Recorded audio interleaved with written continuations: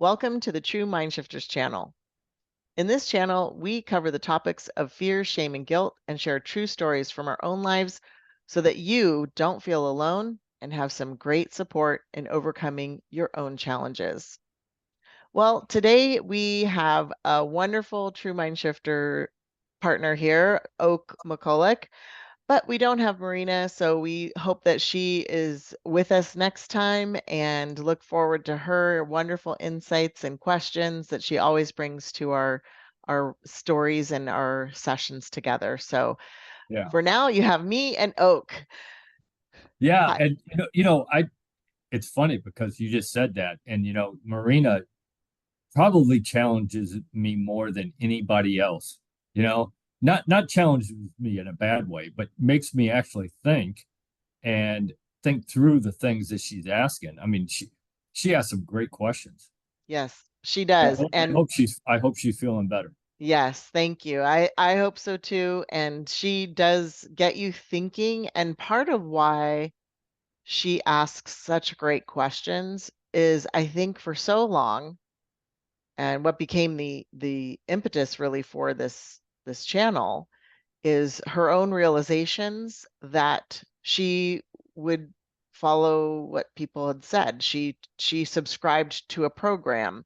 She Right. saw and recognized her own program, Right. programming, right? And she started to see that there were things in her program that were based on fear, shame, and guilt.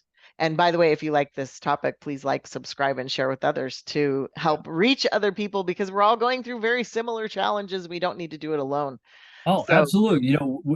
We all go through the same, not the exact same thing, the same story, yes, same thing, just a different story. yes, And I was just at a men's retreat at our Catholic church this weekend, and it was, we got there at 7 o'clock in the morning on Saturday, and we didn't leave till 3 o'clock in the afternoon on Sunday. Obviously, we let them go to sleep for a little while. But we were taught, and there were people that were talking about their experiences, and you could just see it on people's faces.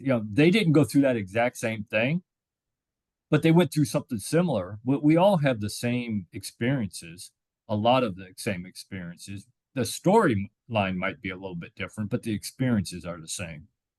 exactly. And this is why, even though sometimes our own stories that we've shared were being incredibly revealing or vulnerable, but that's because we know that we aren't alone.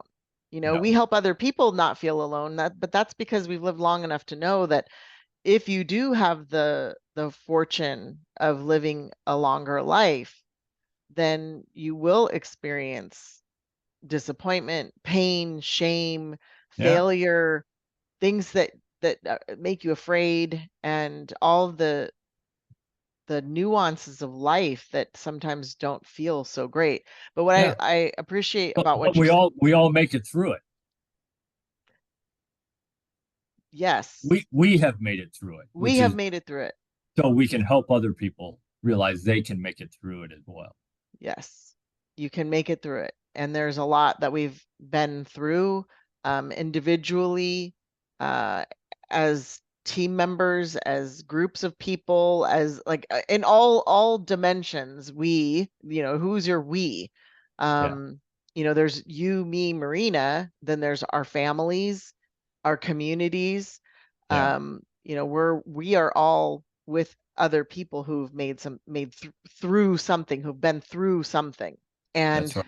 we don't actually, what's interesting is we don't actually spend a lot of time talking about the things we've been through because we're Right. so busy going through more new things, or we don't want to talk about it and we don't realize the value of talking about it.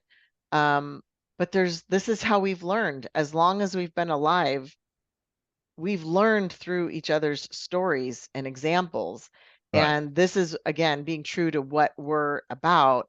Um, what we're hoping to do with people is because there isn't a lot of time spent either professionally or personally. Maybe you have some professional you seek support with, or you have friends that you commiserate with.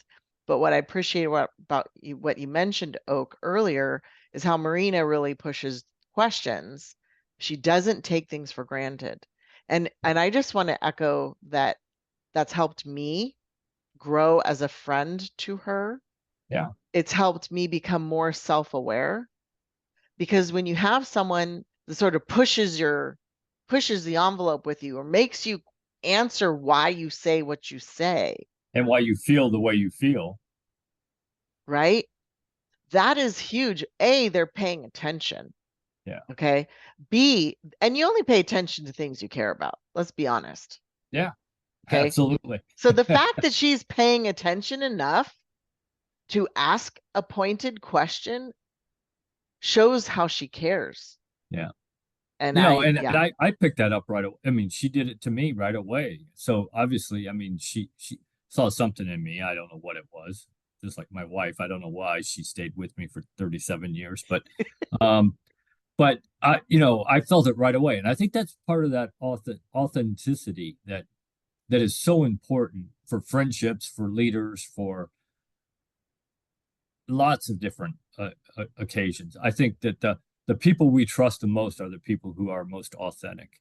yes. And she is authentically interested in making a difference. Yeah, absolutely. I She agree. is also authentically interested in deconstructing and helping people not rush to just adopt or not rush into their decisions, right? And to really deeply reflect about why they think what they think and how they've arrived at their conclusions and how has that helped them, and not to bypass or take shortcuts, but to truly understand Yeah. yourself.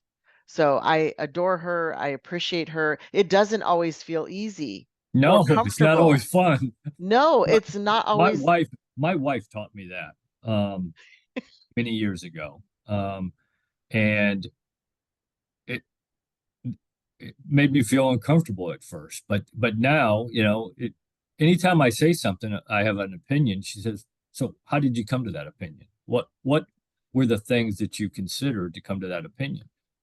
And if I can answer that, then that's a good thing. If I can't, then maybe I need to rethink that. Yes. And frankly, it helps us understand each other more, including understand ourselves more. I Mhm. actually, when I was much younger, I broke up with a boyfriend who I dated for a fair number of years, and I realized I was struggling to respect him. I appreciate who he is as a person, don't get me wrong, but I was struggling with respecting him Yeah, because he would say his opinions, and I would ask, why does he think that way?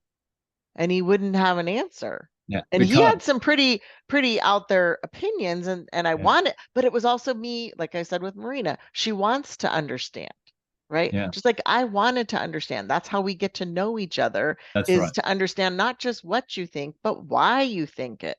Yeah, The why you think it is actually more revealing about who you are. that's right. I absolutely agree.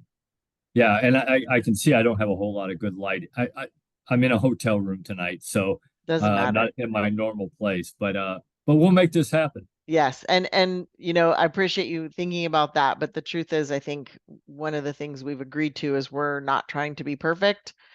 Yeah, we're not perfect. I mean, because that's like a never-ending Yeah, journey. You'll never get there. So, no, it sometimes, and you've said this before, some days it's great. You can be 100%, and some days you might be 50 or well, 75. your 100% might only be 50% of what you normally give Well because said. because Yes. you're going through something, or you just don't feel good that day. Yes. I it's just like motivation.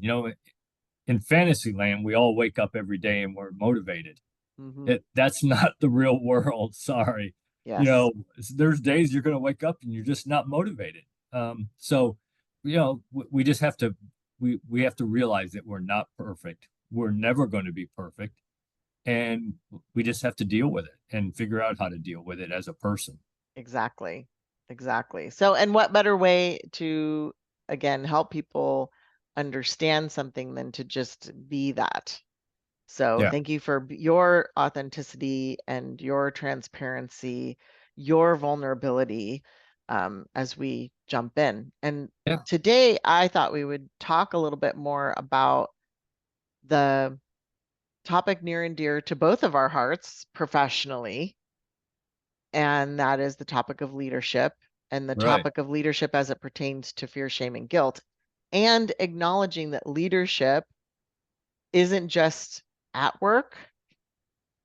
Absolutely. Right? Leadership is with our friends, in our community, Our families. our families, and the family one is actually the one that comes to Yeah. mind Well, first and foremost. that's the most important. That if you're not a leader of your family, how can I trust you to lead somebody else?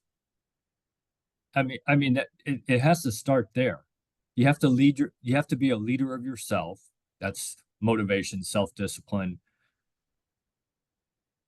And then with your family, and then your community, and then we can go on from there. But it starts there. It isn't just something you put on when you go to work and then you take it off when you leave the office. That that's not authentic. Right. And generally those are the ones that they only do it for themselves, not for the rest of the people they have the privilege to lead. And as I've said many times, it is a privilege to be the leader, and you got to treat it that way. And unfortunately, I don't see a whole lot of people in leadership positions treating it that way today. As a privilege, right? It almost Yeah. it unfortunately can become this sense of Entitlement. I was going to say that. Yes, like they've been rising through the ranks, and sometimes it's because they've been a technical great performer because of That's their right. technical skills. They're now to put in a position of overseeing people, and we've talked about this before.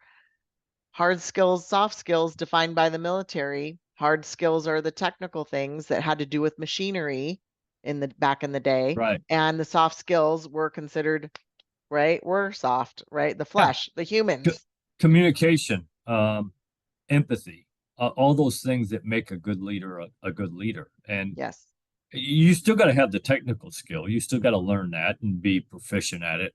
You don't have to be the best at it because that's not your job, but you need to be proficient in it just so you can show people that you know what you're talking about. But a leader has to have the soft skills. That's what makes a good leader is the soft skills, not the technical skills. And it's so put down on a regular basis, and I actually I'm going to talk about leadership and shame, and that is actually the first point I think to talk about. And this is more of an observation where I would work in the field of, well, in some very technical organizations, and people would talk about the soft skills training and put it down. Well, Mm-hmm. how does that actually help me do my job better? Oh, Right. wow. Yeah, I've And heard that. so, and not everybody, but there was a fair amount of that. Yeah. And, I want to say it was almost socialized. And I've seen this be true, not across the board, but definitely it's present in clinical settings and engineering settings, very technical settings. IT settings. Yes, and engineering. So when you're conditioned, right, to get things right in class, and you're being right all of the time is highly rewarded and valued, and it's necessary, right? But then it's not at the expense of or Yeah, independent of it shouldn't be. how well you can communicate, how well you can encourage collaboration, influence, and tell your story, Yeah. right? And So, improve people. yes. Which again, that's something I don't see a whole lot of leaders doing today. And I think that's why we have companies that are failing. That's why we have no trust in organizations. You might pick a profession, it doesn't matter. Because the definition of a profession is that you police yourself. Mm, And I don't see that happening today in a lot of organizations. We're not policing ourselves. We're not saying, okay, you work here and we love having you work here, but you're not meeting the standard. And we got to figure out how to get you back to meeting the standard hmm if you want to continue to work here. And I think that's the key as a leader, and that's the phrase that we've thrown out there is leadership. The difference between a leader and a boss walks up to you and says, Eva, you're not meeting the standard, fix it. Well, if you knew how to fix, if you knew that, you wouldn't be, because you didn't try not to meet the standard. You probably don't know what the standard is, or you know what the standard is. You didn't know how to meet it. So Hmm. a leader walks up to you and says, Eva, you're not meeting the standard. Here's the standard. Here's what you're doing. Now we are going to figure out how to fix that. And you sit down and you come up with a plan that both of you agree on that says, okay, for the next month, 6 months, year, well, however long it takes, we're going to do these things until you are meeting the standard. Hmm. And I think we don't do a good job of doing that today, and it shows. Yes. And you know what's wild? So I was doing a project and I was encouraging people to think of leadership independently. They were already leaders. And there's a tendency, and I don't know if it's just in the US or if it's certain industries in particular, but in healthcare as well as in engineering culture, a lot of who you listen to is based on their credentials. And again, I'm not trying to say credentials don't matter, but you and I have talked about this. Experience matters too. And Yeah, if I make myself completely dependent on other people telling me constantly what leadership looks like, then I start to not trust myself, right? right. And so we've almost created this condition in our country. That's what I'm going to speak to most intimately because I know the US culture mostly is, well, we have to have someone else tell us what leadership looks like. But we Yeah, all have experienced it and we are leaders in many different ways. We just may not absolutely. recognize it. So trusting ourselves is important. And if you look online, I think I went to Amazon just a few weeks ago, there are 57,000 books plus on leadership. Yeah. Well, you hit a point that I absolutely I hammer this point, because I do keynote talks about leadership. And the last thing I say when I do my keynote talk is I say, look, we could bring 1,000 experts, and I hate that word expert. We could bring 1,000 experts in here that can and talk to you about leadership, and you can learn everything that they have to offer, all the knowledge. But unless you put it to use, it's worthless. That It doesn't is, mean anything. Knowledge yes, without action means yes, nothing. yes, And that's the problem I think that you're addressing is that we assume just because somebody has a PhD in organizational leadership that they actually know how to lead. They may never have been in a leadership position, but they went to school, they got the education, but they've never actually put it to use. yes. So, one of the key things that I believe in when I give my talks is I'll throw something out there, but then I'll give you some personal examples of what I've done, good and bad, because Hmm. I do bad things too. I mean, I'm not perfect, good and bad, that will hammer home that issue of what you got to do to be a leader.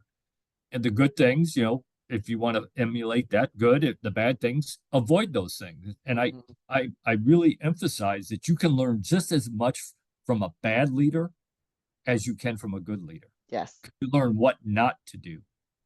Yes, and fill in leader again. I do this sometimes. Fill in, swap out leader for parent, Yeah, well, absolutely. right? Because if a parent should be a leader Yes, again, goes back to family. If you're not leading your family, which again is part of the problem in this country right yes. now, I think. And I will full on own my own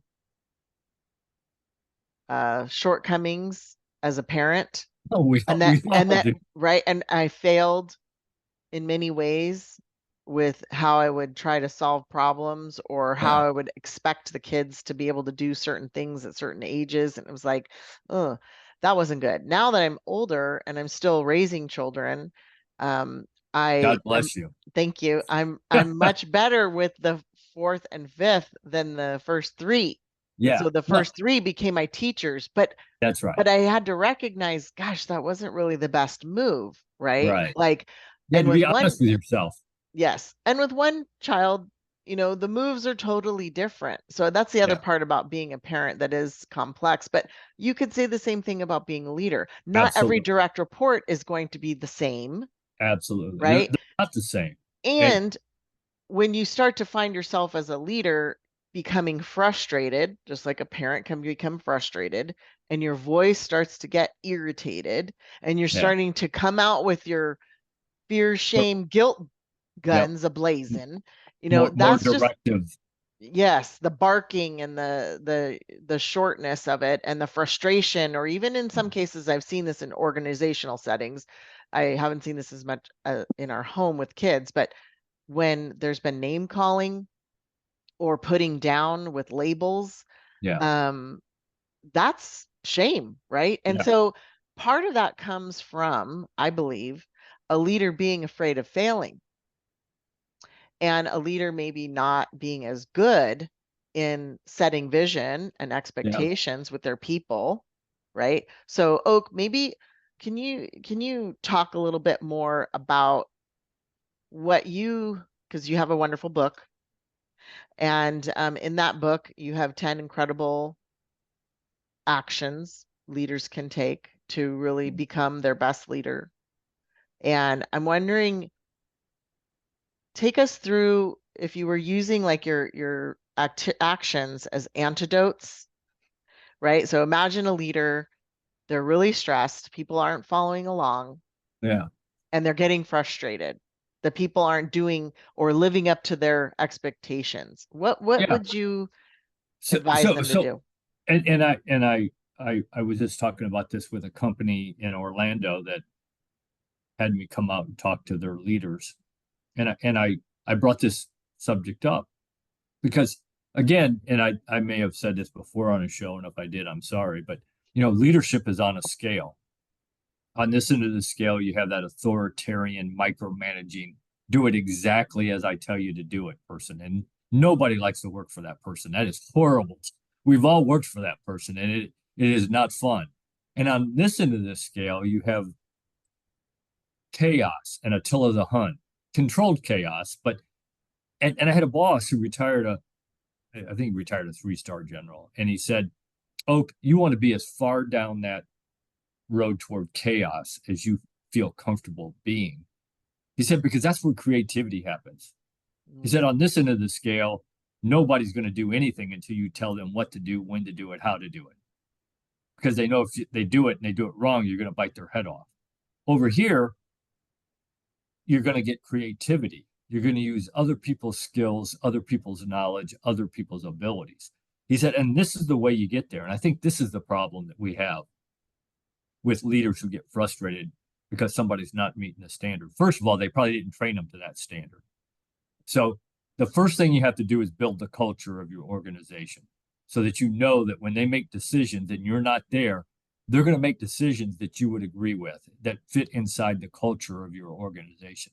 Number two, you have to train them to standards so that you know when you give somebody a job, a task, whatever it is, that project, whatever it is, that you know they can meet that standard because you've trained them to that standard.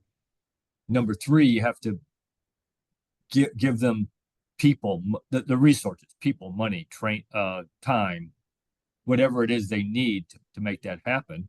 And then here's the part that most leaders forget about is that you got to give them the authority. You got to empower them to be able to use those resources and your vision and come up with what it is that you want them to do. Then you got to get out of their way and let them do it. And if you do that, they will they will amaze you. Will they do it the same way you would have done it? Absolutely not. Who cares? And the analogy I always use is if I need to get to the number 9, how do I care how you get to 9? 7 plus 2 is 9, but so is 6 plus 3, and 5 plus 4, and 8 plus 1. I don't care how you get me to 9. Just get me to 9. That's what I need. You figure that piece out. Stay within the culture and within the limits I've given you, but you figure that piece out. And I think mhm. that's where leaders aren't building a culture that they believe in, that they believe everybody in their organization is living by that culture. They're not training people to the standard, and then they're afraid to give away authority. Like you said, so afraid somebody's going to make a mistake. We're all going to make mistakes. That's okay. Yeah. learn from that mistake. That Yeah. doesn't mean you don't hold people accountable for mistakes. You might have to, but you learn from it and you move on and you don't make that mistake again. Right. Um, and if you do that, I think you will see some amazing results in your organization. If you don't do those kinds of things, then you're going to be that micromanaging authoritarian, do it exactly as I tell you type of leader because you don't trust the people that you're leading. Yeah. I love the idea of getting to nine, right? Yeah, Getting to the destination, there are many different ways to get there. And of course, you can set criteria for what you expect along the way, what that looks sure. like, right? It's got to be legal. No one can get hurt. I'm, That's the cult. making That's up the some, culture piece of it. right, exactly. You know, But and sometimes and people this. talk about culture oak and they don't necessarily know what that even means, or they Oh, think it's they just a have bunch no of idea values what on that a is. coffee cup. Yeah, yeah. They have no idea what culture is. A lot of people, and I think that part of it is um, that leaders just don't train. They don't trust the people that they're leading, and if and we've had that conversation where I'm a firm believer in 360-degree trust. It isn't just that the person you're leading has to trust you. That is the number one thing. If that doesn't exist, you can go home. It doesn't matter. Um, so that's the first thing you got to do. The people you lead have to trust you, but then you have to trust them. And the only way you're going to trust them is if you do the things I just said. You build a culture, you train them to a standard, and you empower them to do the things that you know they can do. And a lot of that comes back to getting to know the people that you are leading, and we kind of touched on that with Marina, and we know each other quite well, and that adds to the trust piece. Hmm. if you don't if you're not asking those questions, how are you today, and really care, listen, not just as a passing how are you today, stop and listen, and then contribute to that conversation, um, then we only trust people we know. Hmm. That's probably a good thing. You know, trust is built on a relationship, and the stronger, the more you get to know somebody, that stronger that relationship's going to be, and then the stronger the trust is going to be. And it's so interesting too. I kind of go back to some of the narratives that I would hear people say as leaders. And again, our intention is to talk about leadership in a way that helps people self-reflect a little bit and ask like, "Ooh, is that an opportunity for Yeah. me?" And then have a sense of what can I do to make it better or different if I'm Oh, not like if absolutely. they're describing me right now or someone maybe there's an opportunity, right? So Yeah. let's be very clear that that is our intention is to help people Sure. think about their own leadership to move forward in a more constructive, healthy way to because we want people to be successful. If you've been put in a leadership position, that means someone's already entrusted you, right? That's right. But then so think about it, are you entrusting other people the Yeah. way you've been entrusted? Yeah. Wow. Like, how powerful could that be to trust people to deliver to the standard? And if they don't deliver to the standard, then you have a conversation about how to get there, right? Yeah. A But respectful a conversation, but a respectful, conversation. yes. But the trust, you can't just receive it. I think I just had this huge epiphany that life isn't about just receiving and it's also about giving.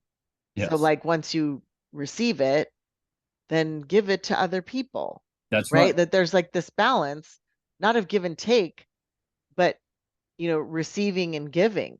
I know Yeah. that's the same words, but Yeah. different. But But yeah, I understand what you're trying to say, and I think you hit something really important, Eva, reflection. And we don't do a good job of that. Not We don't do a good job of that as people, and we certainly don't do that a good job of that as leaders. mhm, And I try to emphasize every time I talk to a group of leaders that you have to reflect on things because you don't learn anything from experience because experience is full of emotions and emotions get in the way. You learn from that experience, from reflecting on that experience. Take a step back, take the emotions out of it, and say, okay, Oak, what was I supposed to do? What did I do? How can I get better at it? And that's an individual thing. That's an organizational thing. That is interaction between you and somebody that works for you that you have the privilege to lead. You can say, okay, how did I handle that today? And if we're the key is you got to be honest with yourself Mhm. during reflection. If you're not honest with yourself, you're wasting your time. You got to be honest and say, okay, I didn't do that very well. Here's what I didn't do well. How can I fix that going forward? And I have added reflection to my life on a daily basis. I'm a huge believer that if you run an event, a conference or a training event or whatever, you should bring everybody together and do reflection on it. What did we do well? What did we do so well? And what do you want to see Mhm. next time? Mhm. But then every night before I go to bed, that's the last thing I do is I reflect on what I did that day and how I did it and how do I get better at it tomorrow. Even if I was good at it today, that doesn't mean I can't get better at it tomorrow. Yes. Yes.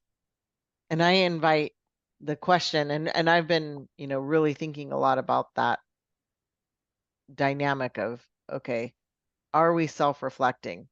No. And one way to quickly self-reflect as a leader is to think about your day and think about how many decisions, like what did you decide to do that day versus what you just did?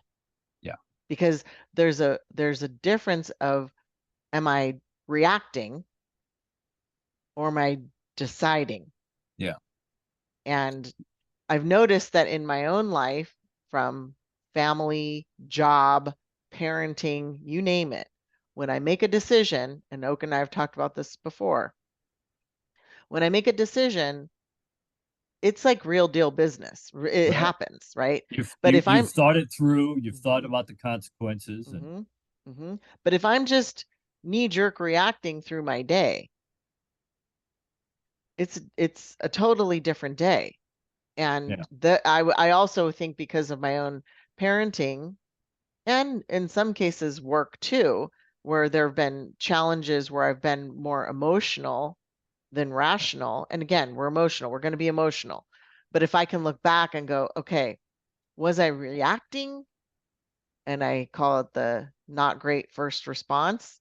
It was my not great first response leading me through the whole day. Was I just react, yeah, react, react? Or was I actually thinking, listening, and deciding? yeah.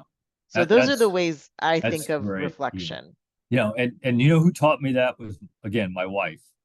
Again, why she married me, I have absolutely no idea. But I'm thankful she did every day. She came home one day and she had somebody that was working for her when she was an army nurse. And she said, I had to tell somebody today that they are not allowed to say the word no. Because the first thing that came out of her mouth when somebody came up and asked a question, can we do this? No.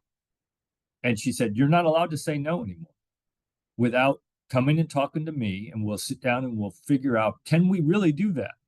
If we can, then we will. If we can't, then we'll say no. I mean, there are times you have to tell people no. I got that. That's called the real world. You don't always get what you want. But anytime you can say yes, then you should.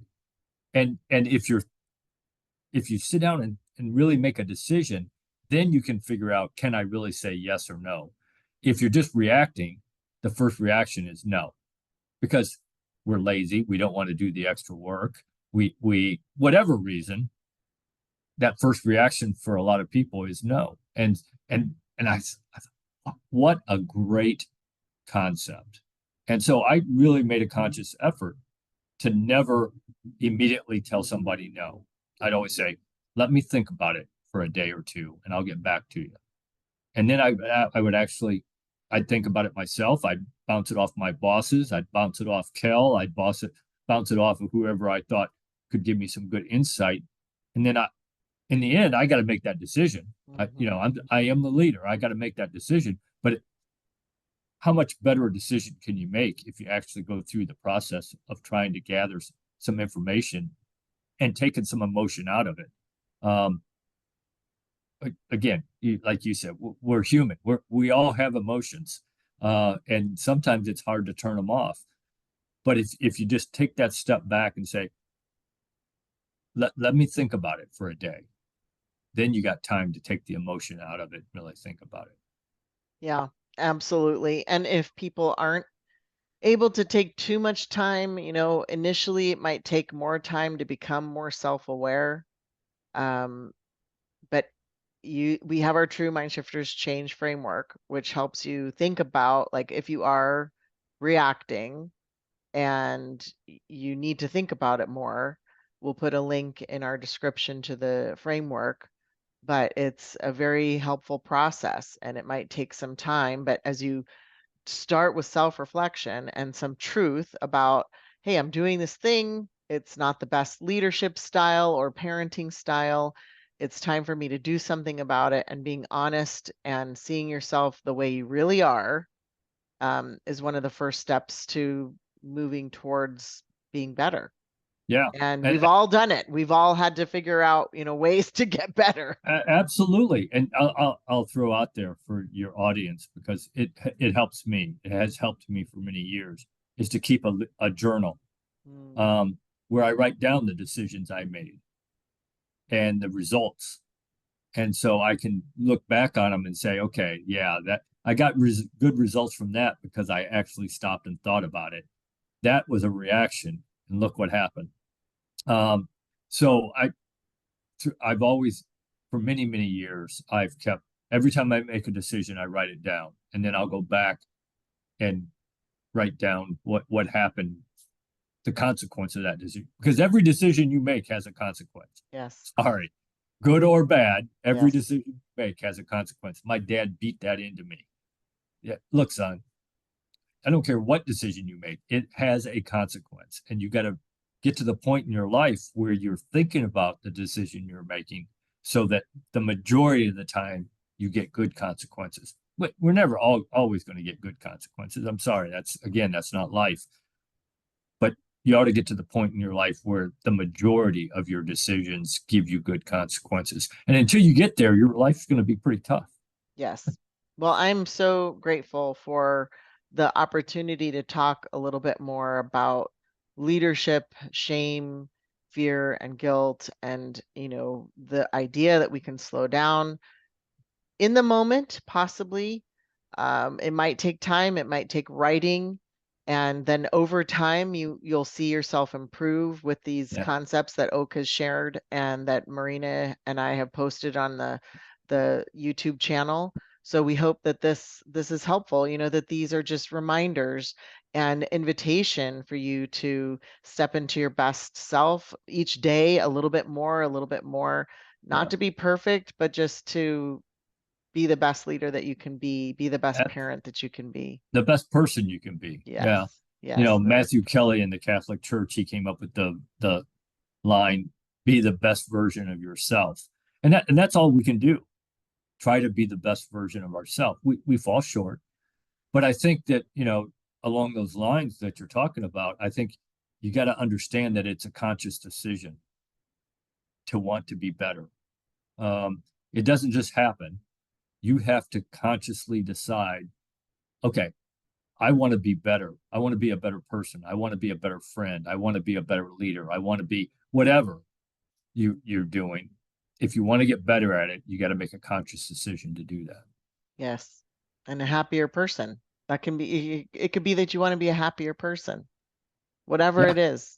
But there are Whatever you decide you need to get better at. Yeah. yes. Yes. Well, thank you so much, Oak and Marina. We look forward to seeing you again next time. And Yeah. in the I mean missed her. I know, I know. I know she would have pushed us around a little bit, right? To have like, well, why do you think that? And tell me Yeah. how that works. So I'm sure that, and we say that with love, of course, because Yes. it's helpful It and she is. cares and she breaks it down. So, And she but in makes the us better people. she does make us better people, but hopefully our messages help as well in the meantime. And we, of course, end with sending you support, empowerment, and love. Thank you.